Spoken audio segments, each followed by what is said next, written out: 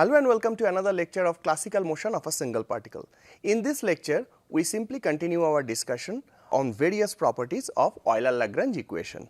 So, just before starting, as usual, I give you some points of recapitulation. So, here for this course, we just say if a particle, single particle motion we are studying throughout this course has n effective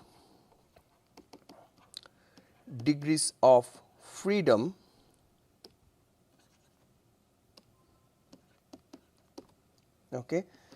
that means in generalized coordinates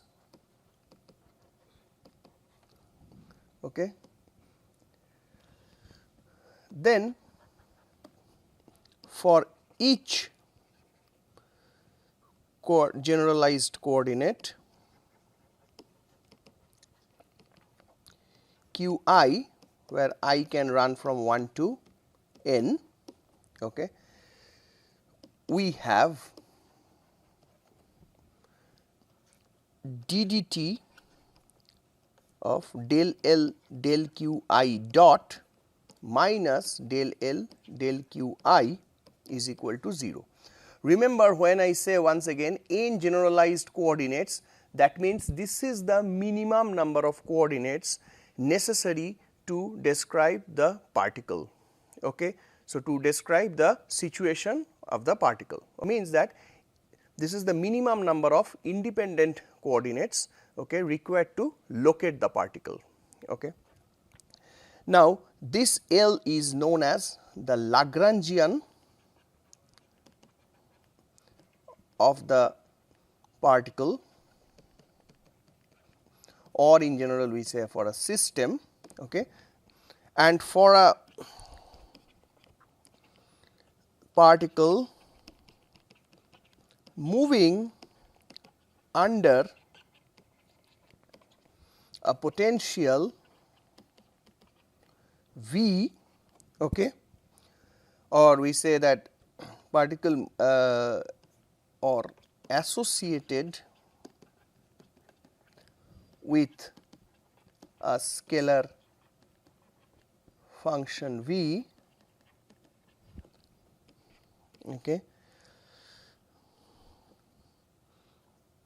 which is the potential. Of course, if we say that, then the Lagrangian is L is equal to T minus V. And actually, when we derive the equation of Euler-Lagrange from D'Alembert's principle, we directly derived only for this specific form, if you remember. So, T minus V, but then I just mentioned in previous lectures that Lagrangian is much more general, although this will lie beyond the scope of this present course, but for your knowledge you should understand that T minus V is just the expression of a Lagrangian of a simple mechanical system, which is moving under a potential V. If for example, the particle is not moving in a field where you can associate a potential function, then you cannot actually write L is equal to T minus V. Also, the way we derived, we just assumed that this V is a function of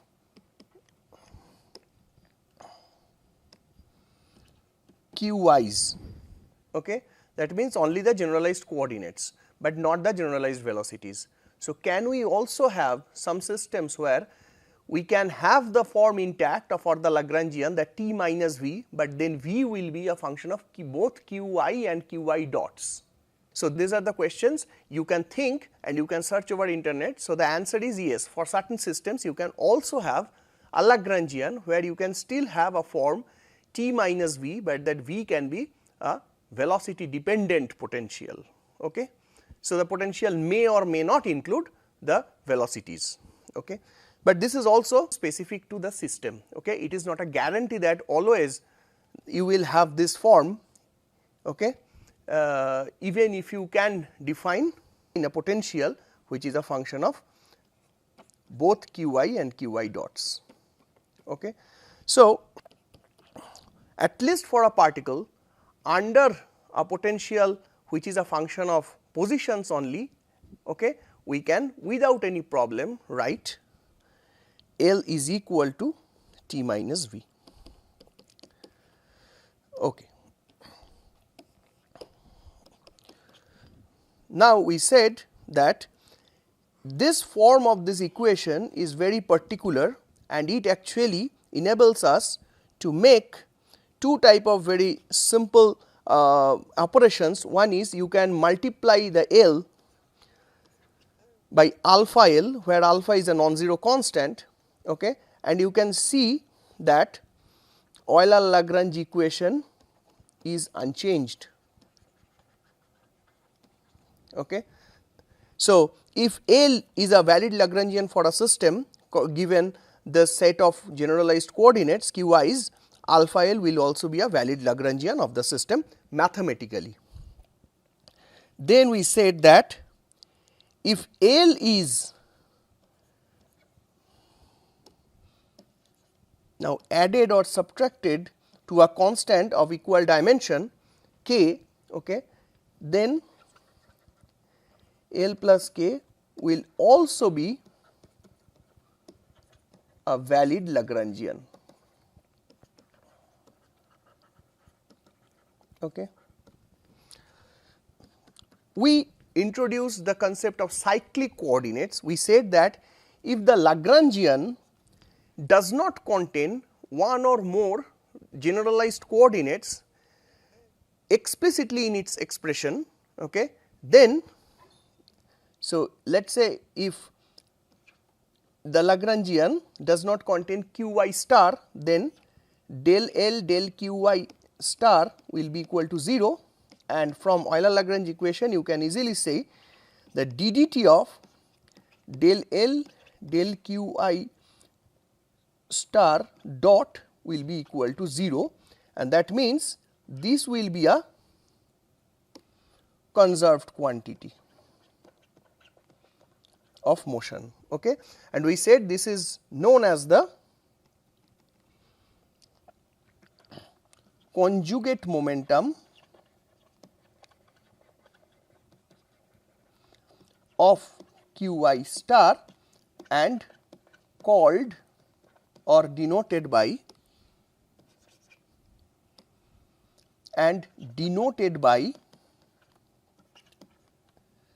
Pi star. Okay. So, we have just said in the last lecture that if we are considering a two dimensional motion where the potential is a function of r only, that means the modulus of the position vector, okay, then using plane polar coordinates you can show that the Lagrangian is not explicitly depending on theta, okay, although theta dot is there, theta is not there, and that is why, okay, del L del theta dot will be a conserved quantity, okay, and we showed that this is nothing but the magnitude of the angular momentum. Okay. We said something interesting as well at the very end. We said that if the Lagrangian does not contain time explicitly, that is del L del t is equal to 0. Okay. By the way, this does not say, this is not equivalent of saying dl dt is equal to 0. Okay. dl dt is the total time derivative of the Lagrangian, okay, which is actually, so dl dt is nothing but del L del t plus del L del Qi dot summation over I, of course, plus, I mean 1 to small n, as you know, and here that will be del L del Qi dot Qi double dot. Okay. The whole thing basically constitutes dl dt. So, del L del t is just one part of this, and if del L del t is 0, we showed that this quantity L minus summation over Qi dot del L del Qi dot, okay, summation over I is a constant of motion, okay, and we call that minus h, where minus h is nothing but minus t plus v, and from that we consider, so just for the case of one single particle, okay, we showed that this h is nothing but t plus v, that is the total mechanical energy. And so Lagrangian does not explicitly contain time, means that somehow the mechanical energy conservation is assured. Okay. Now, at this point I want to make a caution that for every Lagrangian, the corresponding, even if it has a, I mean, very known form, or if it corresponds to a mechanical system, it is not necessary that the H would actually correspond to the total mechanical energy. Even if in some cases the Lagrangian can be written as T minus V for some unknown mechanical system specifically, where you know T is the so called kinetic energy and V is the potential energy, it is not always possible to write H is equal to T plus V. Okay, there are subtle conditions. For example, one condition, at this moment for you it may look a little bit strange, but one condition is, for example, that the kinetic energy should be a quadratic function of the generalized velocities. Now, you will say, okay, I mean this is the case for one single particle in classical mechanics, that is true. That is why more specifically for a single particle there is no problem if you are talking about a motion in a conservative potential, right. Okay. But the point occurs when you are talking of a general system. Okay. For example, may not be a physics or mechanical system, may be a biological system, may be a socio-economic system. Okay. For that this is not guaranteed. However, you may encounter this Lagrangian formalism in various arenas of science and social sciences, okay, and that is why I give you this caution. So, finally, we said that, okay, this is the also, so this is the total mechanical energy for our case at least. Okay. Now, what I will continue in today's lecture is to discuss about another interesting property of Lagrangian. So, that is, if let us say I just write a new Lagrangian from this old Lagrangian L, I define a new Lagrangian L plus df dt, where f is a function of only qi and qt. Qi means qi from 1 to n, can have any number of qi's, okay, maybe a function of q1, q2, q3 only, or q1, q2, q4, for example, if you have sufficient number of generalized coordinates. Okay. So, when I just write qi, it is not one single qi, but in general I mean the generalized coordinates. So, it can also explicitly contain t, but it should not contain generalized velocity. Okay. So, if I have an extra term which is no longer a constant, already, I mean we have already seen that if you can write L prime is equal to L plus some constant, then it is evidently a valid Lagrangian as well. But if it is not a constant, but something like this, then the question is, will L prime be a Lagrangian for the, or valid Lagrangian for the said system. So, we know del L del q I dot and ddt of that quantity minus del L del q I will be equal to 0 for all I running from 1 to n, okay, individually. So, now the question is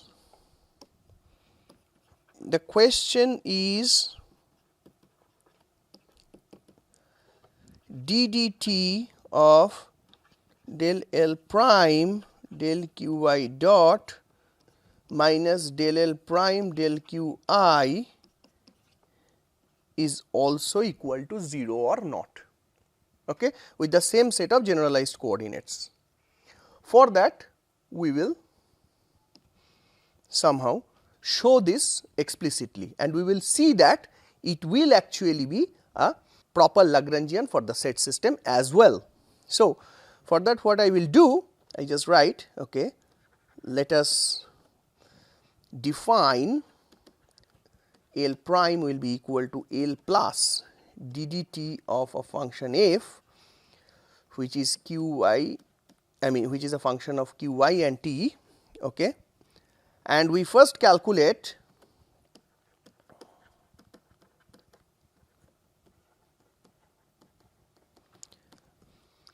del qy dot df dt. So, df dt is the new member, okay. We just first calculate del q dot qy dot of this quantity. So, since f is a function of qy and t, what will be the definition of ddt for this function? So, it will simply be del f del t plus del f del qy dot with a summation over I. Now, you see there will be no term involving del f del qy dot, because qf does not contain qy dots, okay. If you have this, you can say, so we know for this system, so whenever we are talking about generalized coordinates, we know that all the generalized coordinates, generalized velocities and time, they are having no explicit dependence on one another, okay. Although we know that qy and qy dot, they are changing in course of time, but while defining Lagrangian, for example, so we said that Lagrangian is a function of qy dot and t. That means here when I talking about t, I am meaning the explicit appearance of t in Lagrangian and not the implicit appearance through qy and qy dots. So, in this sense qy dot and t, they are independent, okay, a priori, okay. Of course, whenever you know the expression of Lagrangian for a system, you know qy dot t all are related, you find the relation by solving the motion, okay. So, that is not something we are talking here, we are saying a priori for this Lagrangian, it can be a function of three independent things: generalized coordinates, generalized velocity and generalized and time, okay. So, one is independent of the other, and the del operators, that is the partial derivative operators, with respect to one of them must commute with the partial derivative with respect to the other one, okay, because there is no constraint between them. And you see that is the advantage of choosing a system with generalized coordinates. You are not working with a coordinate system where you cannot claim that the coordinates or the generalized velocities, they are related by a constraint, okay. Already you are getting rid of all type of constraints by choosing a proper coordinate system or a set of coordinates, okay, by which you can say, okay, now I have these coordinates and they are the minimum number of coordinates which are necessary to describe the motion.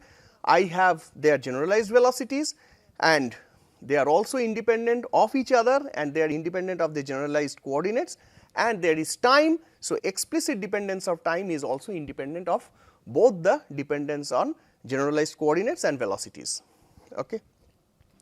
If you have all these things in mind, then you can write, I can commute del t and del qy dot over here. I can simply say, so del t del f del qy dot plus here also I will have something inside.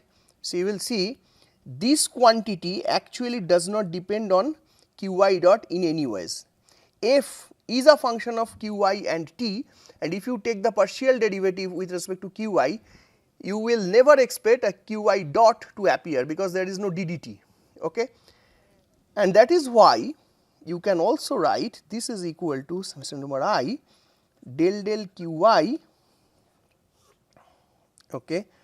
So, I can simply write del f del qy dot, the same thing, that del qy dot will actually commute with this one and to show that this is exactly equal to 0, okay. times qy dot plus there will be a third term which will be, now here this term is a function of qy's, but you see that here I have to use the notation a little bit carefully so that the dummy indices cannot be confused with the free index over here.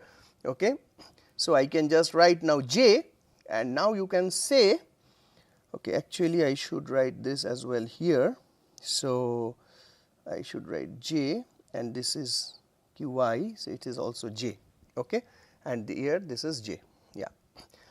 I will now write del f del qj, okay, del qj dot by del qi dot. Okay.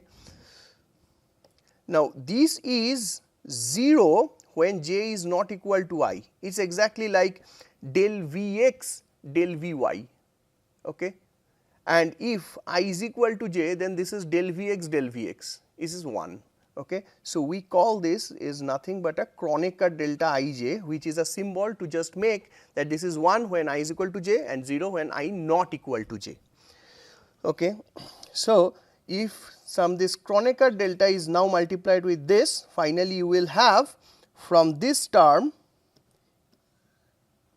you will have simply this. So, the only surviving term will be del f del qi, okay. Because you see all the other terms will be 0, which are for all the j's where j is not equal to I, this term will be 0, and that is why there is no meaning. So, finally the term which has j is equal to qy will survive, and here this part will be 1 and you will have this. So, finally we can write del del qi dot, okay, of df dt is nothing but equal to del del t of. So, I can do further simplification over here. Now, we can observe this is also 0. So, I should not even write this one, I just go to this expression again. So, this will be finally del f del qi, okay, because I observe this is also 0 for the same reason. F does not contain qi explicitly, qi dots explicitly, sorry, f does not contain qi dot explicitly. Okay. This is my first relation which is needed. Okay. Then I will calculate. So, if this is equal to this, so I can now say that okay, ddt of del del qi dot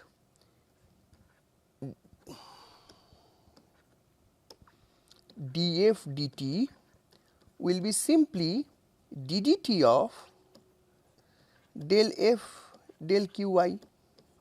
Okay. I also make this one in box because this is the important one for us as well. Okay.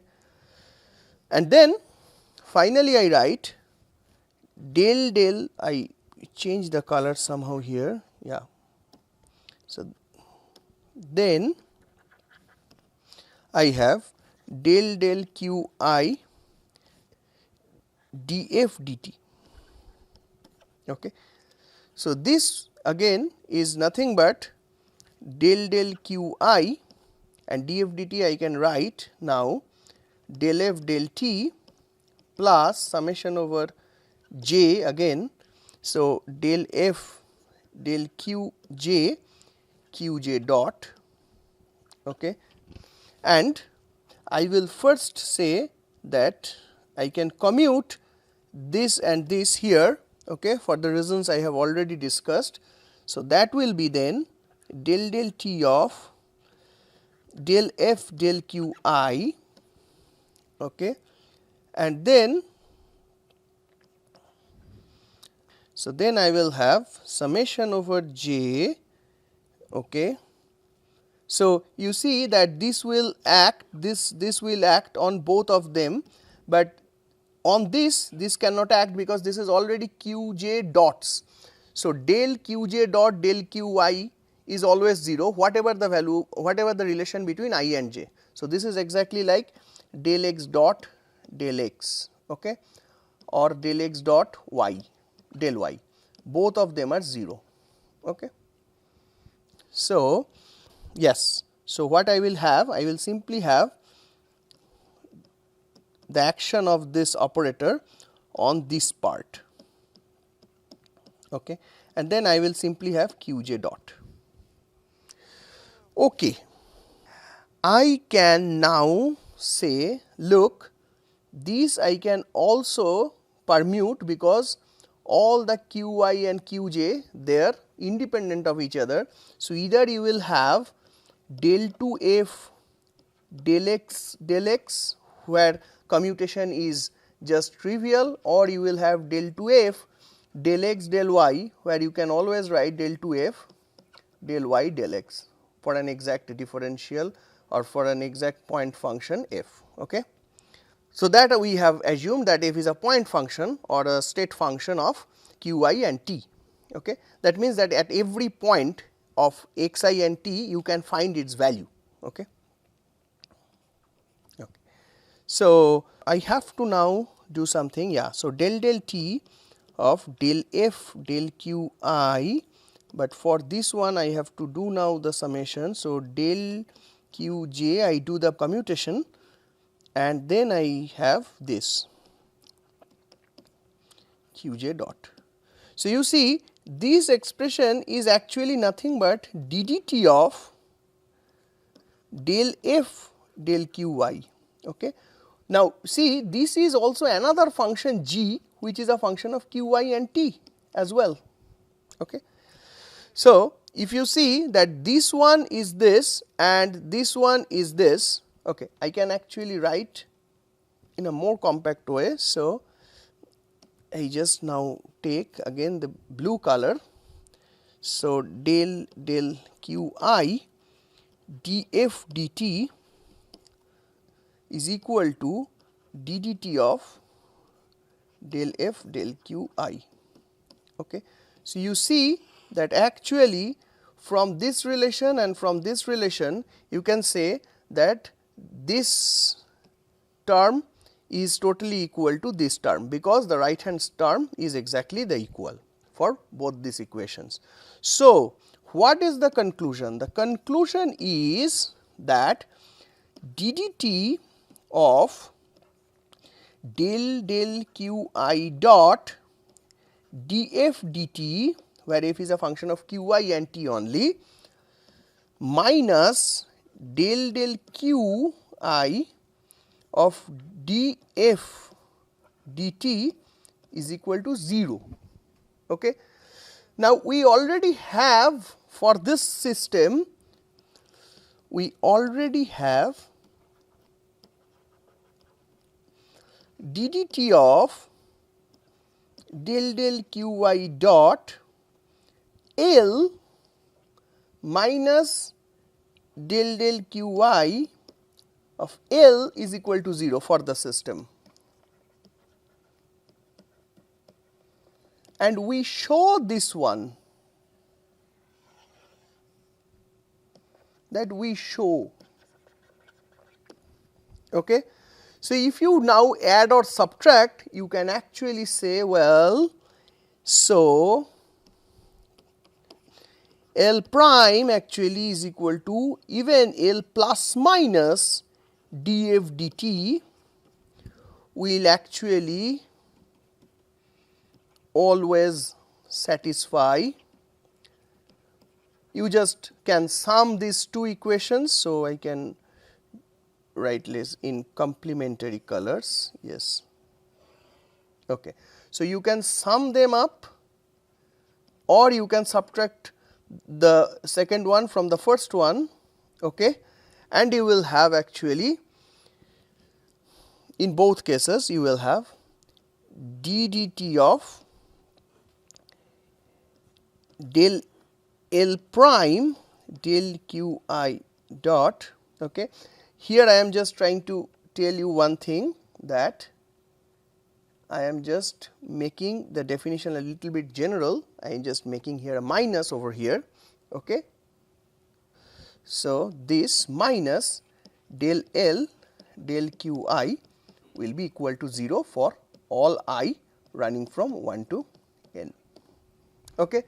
So, we have seen that if the total derivative of a function which is a function of only generalized coordinates and time is added or subtracted from the original Lagrangian, still we have a valid Lagrangian. Okay. So, this is a symmetry property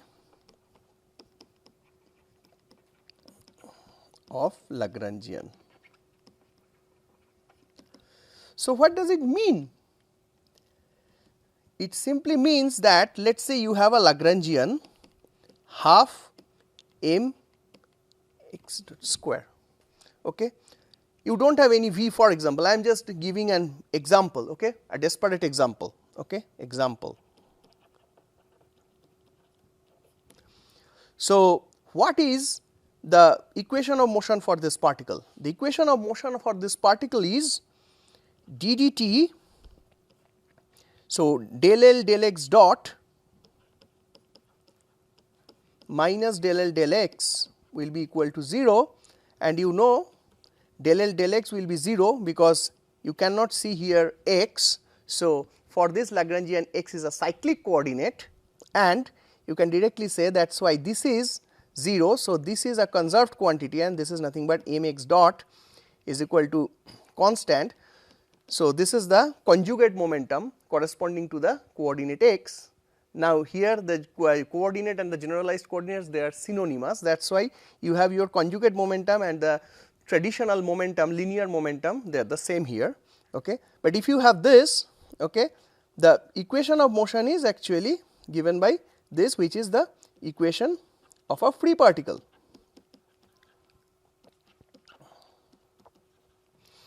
I make a barrier. I now say what happens for Lagrangian half m x dot square minus beta x dot. Well, you will say, oh, this is something then related to maybe damping or some non-conservation, because first of all I cannot see t minus v form here.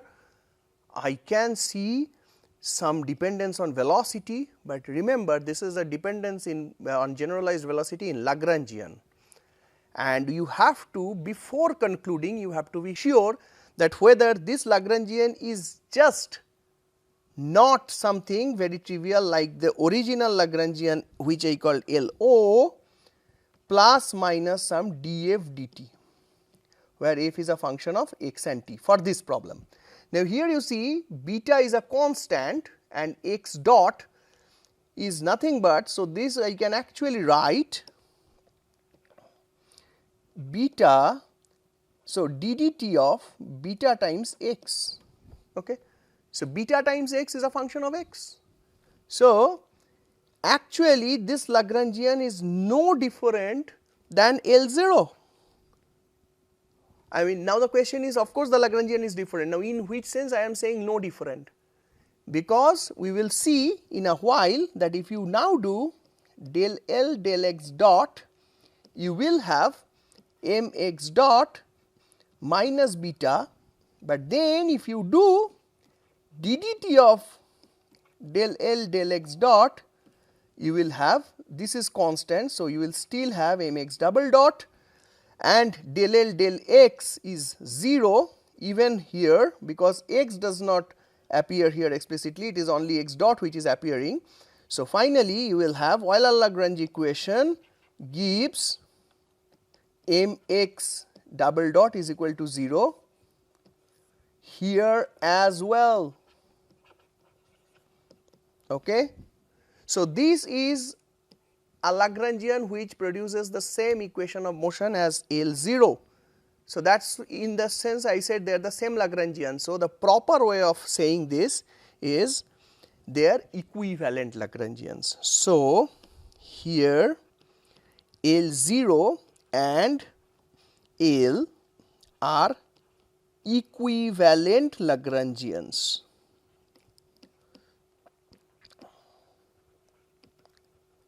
Okay, because equivalent means they produce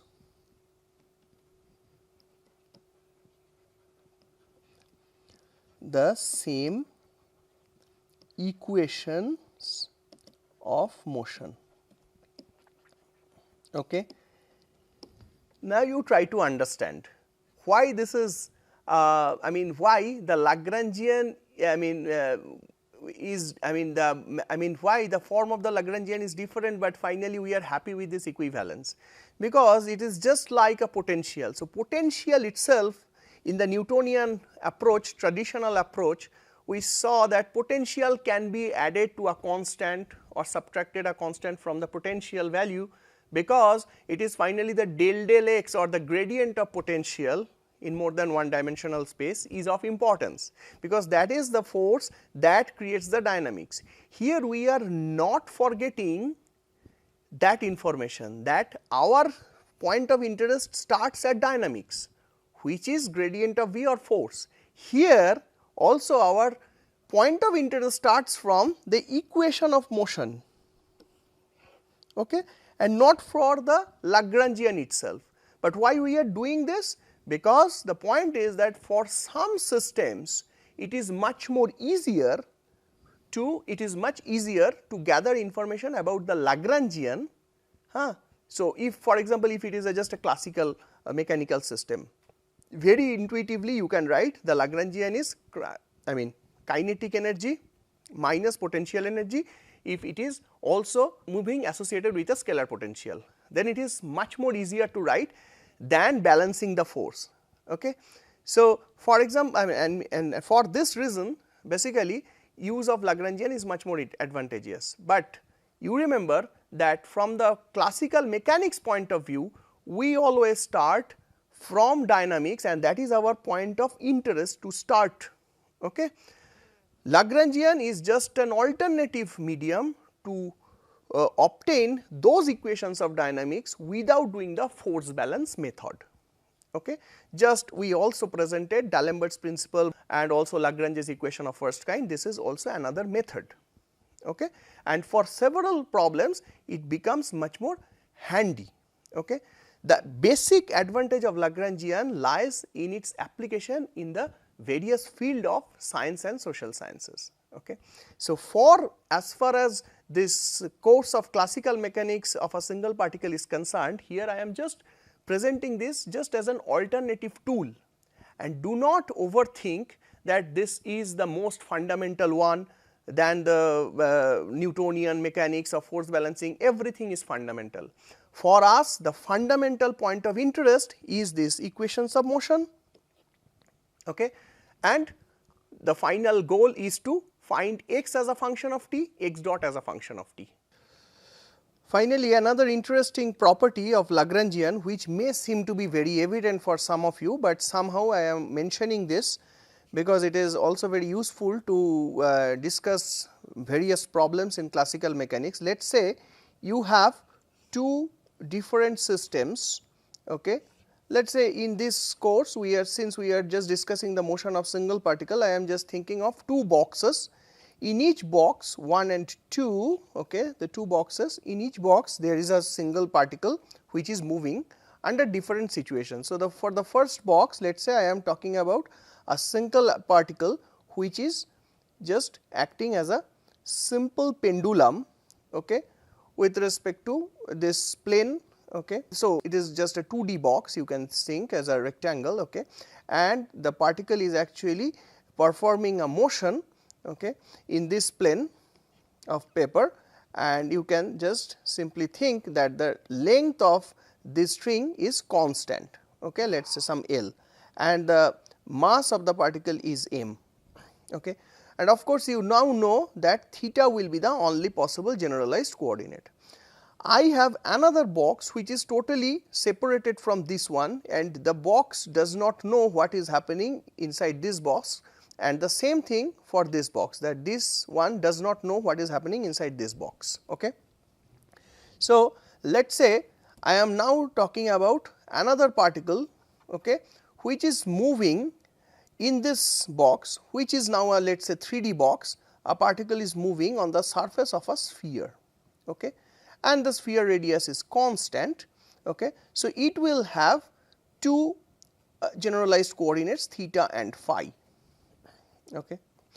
Now, I know that I will have a Lagrangian for this particle, I will have another Lagrangian for this particle. Okay. Now, the point is that if they have nothing to do with each other, then what will be, can we also talk about a combined Lagrangian for the combined system. Okay. So, since they are non-interacting, of course, a combined system is just like a summation of those two systems, and so you can imaginarily think that there is no exchange between these two systems. So, I can simply then say, if I imagine a combined system taking account of both these non-interacting systems, box 1 and box 2. So, box 1 is 2D and box 2 is 3D. Okay. And due to some constraints which are 1 for this, I mean for our specific case. So, this is having one constraint, that is the length is constant, this is having one constant, that is the radius is constant. So, it has one generalized coordinate and it has two generalized coordinates. So, I can actually say that I can define, if 1 and 2 are non-interacting, I can define a composite or a combined system 1 plus 2, let us say, with 3 generalized coordinates. Okay. So, basically one for this theta and another theta and phi for this one, but these two theta should not be confused. So, I just write this one as theta 1 because this is representing the box 1 and this is theta 2 because this is representing the motion of a particle in box 2. So, I can now write theta 1, theta 2 and phi. Okay.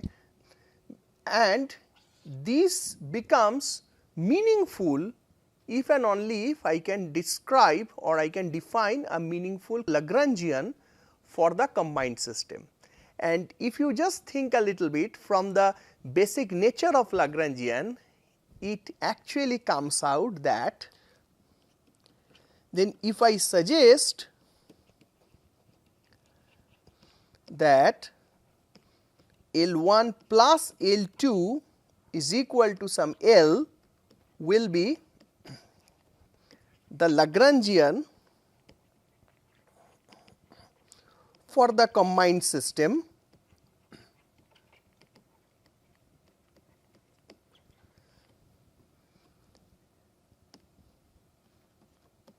would that be okay?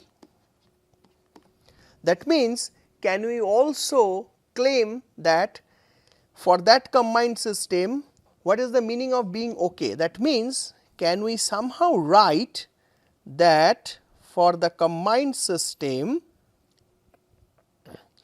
ddt of del L del Q I dot minus del L del Q I is equal to 0, where Q I for our case can be equal to theta 1, theta 2 and phi, and for a general system it will be then the collection of all the generalized coordinates of all the component systems. Okay.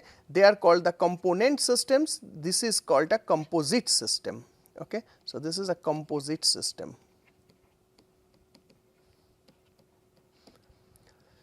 And you will see there is no problem, because if you write L as L1 plus L2, so theta 1 will only act on L1, Okay. So, actually what happens that if you take for theta 1, okay, you will have del L del Q I dot will be simply equal to del L1 plus L2 del theta 1 dot, but you know that L2 has nothing to do with theta 1 dot. So, it will simply take del L1 del theta 1 dot, and del L del Qi will then be simply del L del theta, okay, which will be del L1 del theta 1, and del L1 del theta 1, because once again L2 has nothing to do with theta 1. Okay. And so, for theta 1 you will actually have this is this and this is this, okay. But we know ddt of del L1 del theta 1 dot minus del L1 del theta 1 is equal to 0. So, just by substituting this you can actually write that using these equalities, okay, you can write the ddt of del L del theta 1 dot minus del L del theta 1 is equal to 0. You can do this operation for theta 2 and phi also. Okay. So, for theta 2 and phi also we can do the same trick to find ddt of del L del theta 2 dot minus del L del theta 2 is equal to 0, because in the again in those cases you will have this is nothing but del L2 del theta 2 dot, and here you will have del L2 del theta 2. Okay.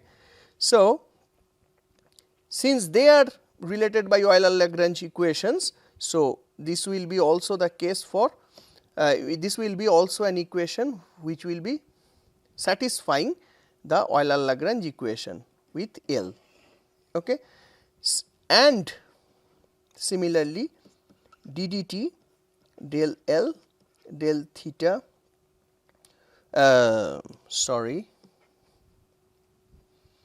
del phi dot minus del L del phi will be equal to 0. Okay. So, you see that finally we showed that L, which is a summation, just an addition of L1 and L2, will act as a representative Lagrangian, okay, or a true Lagrangian for the combined system, where your set of generalized coordinates are just nothing but the collection of those subsets of this non-interacting generalized coordinates. Okay. With that I wrap up this lecture. Thank you.